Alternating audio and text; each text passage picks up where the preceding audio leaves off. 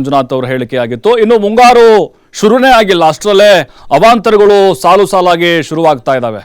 ಪೂರ್ವ ಮುಂಗಾರು ಮಳೆಗೆ ತತ್ತರಿಸಿ ಹೋಗ್ತಾ ಇದೆ ರಾಜಧಾನಿ ಬೆಂಗಳೂರು. ಬೆಂಗಳೂರಿನ ಶಿವಾನಂದ ಸರ್ಕಲ್ನಲ್ಲಿ ಬೃಹತ್ ಮರ ಧರೆಗುರುಳು ಬಿಟ್ಟಿದೆ. ಇಬ್ಬರಿಗೆ ಗಾಯಗಳಾಗಿದೆ. ಮರದಡಿ ಸಿಲುಕಿ ಒದ್ದಾಡಿದ್ದಾನೆ ಓರ್ವ ವ್ಯಕ್ತಿ. ನೋಡಿ, ಇನ್ನೂ ಮುಂಗಾರು ಕಂಪ್ಲೀಟ್ ಆಗಿ ಶುರುವಾಗಿಲ್ಲ. ಆಲ್ರೆಡಿ ಬೆಂಗಳೂರಿನಲ್ಲಿ ಸಾಕಷ್ಟು ರೀತಿಯಾದಂಥ ಅವಾಂತರಗಳು. ಬೆಂಗಳೂರಲ್ಲಿ 1 ಗಂಟೆ ಮಳೆ ಬಂದರೆ ಸಾಕು, ಪ್ರವಾಹನೇ ಬಂದ ವಾತಾವರಣ ಸೃಷ್ಟಿಯಾಗಿಬಿಡುತ್ತೆ. ಅಲ್ಲಲ್ಲಿ ಮನೆಗಳಿಗೆ ನೀರು ನುಗ್ಗುತ್ತೆ, ಅಂಡರ್ ಪಾಸ್ಗಳು ಕ್ಲೋಸ್ ಆಗುತ್ತೆ, ಕಂಪ್ಲೀಟ್ ಆಗಿ ನೀರು ಹೋಗ್ಕೊಳ್ಳುತ್ತೆ, ಮರಗಿಡಗಳು ಬೀಳ್ತವೆ, ಹೆಣಗಳು ಉರುಳ್ತವೆ. ಶಿವಾನಂದ ಸರ್ಕಲ್ನಲ್ಲಿ ಆಗಿರುವಂತಹ ಘಟನೆ ಇದು. ಮರದಡಿ ಸಿಕ್ಕೊಂಡು ಸಿಕ್ಕಾಪಟ್ಟೆ ಒದ್ದಾಡ್ಬಿಟ್ಟ ಆತ. ಕೂಡಲೇ ಸ್ಥಳಕ್ಕೆ ಆಗಮಿಸಿ ವ್ಯಕ್ತಿಯನ್ನ ಸ್ಥಳೀಯರು ರಕ್ಷಣೆ ಮಾಡಿದ್ರು. ಇದ್ರೆ ಬಹಳ ತೊಂದರೆ ಆಗ್ತಾ ಇತ್ತು. ಇಬ್ಬರನ್ನು ಮಲ್ಲಿಗೆ ಆಸ್ಪತ್ರೆಗೆ ದಾಖಲು ಮಾಡಿದ್ರು ಸ್ಥಳೀಯರು. CM ನಿವಾಸ ಇದೆ ಅಲ್ವಾ, ಕಾವೇರಿ ಮತ್ತು ಕೃಷ್ಣ ನಿವಾಸ ಇದೆವಲ್ಲ, ಅಲ್ಲಿಗೆ ತೆರಳುವ ಮಾರ್ಗದಲ್ಲೇ ಆಗಿರುವಂತಹ ಘಟನೆ ಇದು. ನೋಡಿ, ದೊಡ್ಡ ಅನಾಹುತ. ಸಾಕಷ್ಟು ಸರ್ಕಾರ ಕೋಟಿ ಖರ್ಚನ್ನು ಮಾಡುತ್ತೆ. ಆದರೆ ಕೆಲವು ಕಡೆಗಳಲ್ಲಿ ಸರ್ವೆಗಳನ್ನು ಮಾಡಿರ್ತಾರೆ, ಯಾವ ಆಯುಸ್ ಕಂಪ್ಲೀಟ್ ಆಗಿದೆ, ಯಾವ ಬೀಳೋ ಮಟ್ಟಕ್ಕೆ ಹೋಗಿದ್ದಾವೆ, ಅವುಗಳನ್ನು ತೆರವು ಮಾಡಬೇಕು ಅಂತ. ಈ ಹಿಂದೆ ಸಾಕಷ್ಟು ಘಟನೆಗಳಾಗಿದ್ದಾವೆ, ಸಾವು ನೋವಾಗಿದ್ದಾವೆ ಮರ ಬಿದ್ದು. ಆದರೂ ಕೂಡ ಪಾಲಿಕೆ ಎಚ್ಚೆತ್ತುಕೊಂಡಿಲ್ಲ. ಈಗ ಗ್ರೇಟರ್ ಬೆಂಗಳೂರೀಗ ಹಾಗಾಗಿನೇ ಅಮಾಯಕರ ಪ್ರಾಣ ಜೊತೆ ಇವರೆಲ್ಲ ಚಲ್ಲಾಟ ಆಡ್ತಾ ಇದ್ದಾರೆ. ಅವ್ರನ್ನ ಅಂದರೆ ಆ ಮರಗಳನ್ನು ಗುರುತಿಸಿ ಕಂಪ್ಲೀಟಾಗಿ ಕಾರ್ಯಾಚರಣೆ ಮಾಡುವಂಥ ಕೆಲಸ ಆಗಬೇಕು. ನೋಡಿ, ಮರಗಳ ತೆರವಿಗೆ ಸರ್ಕಾರ ಕೋಟಿ ಹಣವನ್ನು ಖರ್ಚು ಮಾಡುತ್ತೆ. ನೋಡ್ತಾ ಹೋಗೋಣ ಹಾಗಾದರೆ ವರ್ಷಕ್ಕೆ ಎಷ್ಟು ಹಣವನ್ನು ಮೀಸಲಿಡುತ್ತೆ ಸರ್ಕಾರ ಅಂತೇಳಿ. 2023-24ರಲ್ಲಿ ಮರಗಳ ಕಟಾವಿಗೆ 12 ಕೋಟಿ ರೂಪಾಯಿ ಖರ್ಚು ಮಾಡಿದ್ದಾರೆ.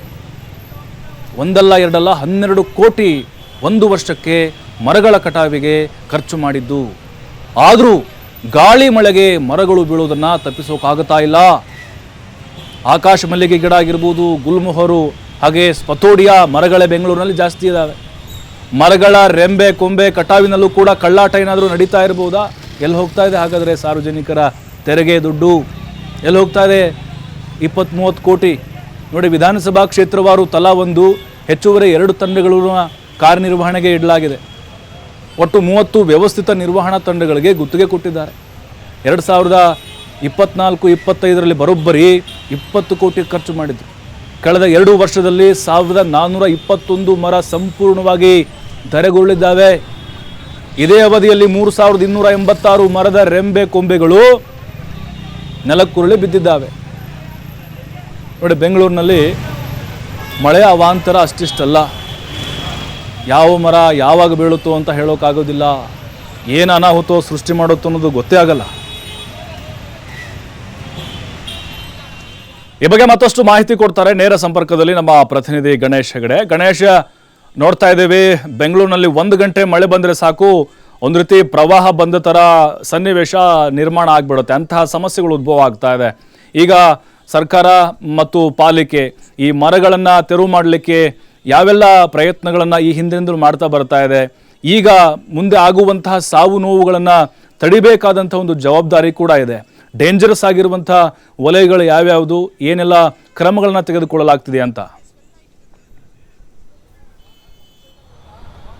ಮುಖ್ಯವಾಗಿ ಕಳೆದ 3-4 ದಿನಗಳಿಂದ ಸಾಕಷ್ಟು ಮಳೆ ಆಗ್ತಾ ಇರುವಂಥದ್ದು. ಈಗಾಗಲೇ ಮುಂಗಾರು ಆರಂಭ ಆಗಿದೆ ಅನ್ನುವಂತಹ ವಾತಾವರಣ ಬೆಂಗಳೂರಿನಲ್ಲಿ ಕಂಡು ಬರ್ತಾ ಇದೆ. ಸಹಜವಾಗಿ ಮುಂಗಾರು ಆರಂಭದ ದಿವಸದಲ್ಲಿ ಅಥವಾ ಅದಕ್ಕಿಂತ 15 ದಿನ ಮತ್ತು ಆ ಸಂದರ್ಭದಲ್ಲಿ ಸುರಿದಂತಹ ಮಳೆಗೆ ಅಥವಾ ಗಾಳಿ ಮಳೆಗೆ ಏನಿದೆ ಬೆಂಗಳೂರಿನಲ್ಲಿ ಮರಗಳು ಬೀಳುವಂಥದ್ದು, ಹಾಗೂ ಅದರಲ್ಲೂ ಕೂಡ 30-40 ವರ್ಷದಿಂದ ಇದ್ದಂತಹ ಏನು ಮರಗಳಿರ್ತವೆ ಅವೆಲ್ಲವೂ ಕೂಡ ಧರೆಶಾಹಿ ಆಗುವಂಥದ್ದು, ನೆಲಕ್ಕುರುಳುವಂತಹ ಪ್ರಕ್ರಿಯೆಗಳಾಗತ್ತೆ. ಸಹಜವಾಗಿ ಇದೇ ರೀತಿಯಲ್ಲಿ ಈಗ ಸುಮಾರು BBMP ವ್ಯಾಪ್ತಿಯಲ್ಲಿ 3.5 ಲಕ್ಷಕ್ಕಿಂತ 5 ಲಕ್ಷ ಮರಗಳಿದೆ. ಸುಮಾರು 40-45 ವರ್ಷಗಳ ಹಳೆಯ ಮರಗಳಿರುವಂಥದ್ದು. ಅದು ಆಕಾಶ ಮಲ್ಲಿಗೆ, ಹಾಗೇನೆ ಸ್ಪುತೋಡಿಯಾ, ಹಾಗೇನೆ ಬೇರೆ ಗುಲ್ಮೊಹರ್, ಹಾಗೇನೆ ಮಹಾಗನಿ, ಈ ಥರದ ಒಂದು ಮರಗಳು ಕೂಡ BBMP ವ್ಯಾಪ್ತಿಯಲ್ಲಿದೆ. ಈಗ ಇತ್ತೀಚೆಗೆ ಇದು BBMP ಹೋಗಿ ಈಗ ಗ್ರೇಟರ್ ಬೆಂಗಳೂರು ಪ್ರಾಧಿಕಾರ ಆಗಿರುವಂಥದ್ದು. ಮುಖ್ಯವಾಗಿ ಈ ಒಂದು ಗ್ರೇಟರ್ ಬೆಂಗಳೂರು ಪ್ರಾಧಿಕಾರದ ಅಡಿಯಲ್ಲಿ ಅರಣ್ಯ ವಿಭಾಗ ಕೂಡ ಬರುತ್ತೆ. ಹಾಗಾಗಿ ಅವರ ಒಂದು ಕೆಲಸ ಏನಂತಂದ್ರೆ ಮುಖ್ಯವಾಗಿ ರೆಂಬೆ ಕೊಂಬೆಗಳನ್ನು ಕಡಿಯುವಂಥದ್ದು, ಹಾಗೇನೆ ಎಲ್ಲಿ ಬೀಳುವಂತಹ ವಾಲಿರುವಂತಹ ಮರಗಳನ್ನು ಗುರುತಿಸಿ ಅದು ಪತ್ತೆ ಹಚ್ಚಿ ಅದನ್ನ ತೆರವು ಮಾಡುವಂಥದ್ದು ಅಥವಾ ಕಡಿಯುವಂತಹ ಪ್ರಕ್ರಿಯೆಗಳನ್ನು ಮಾಡಬೇಕಾಗತ್ತೆ.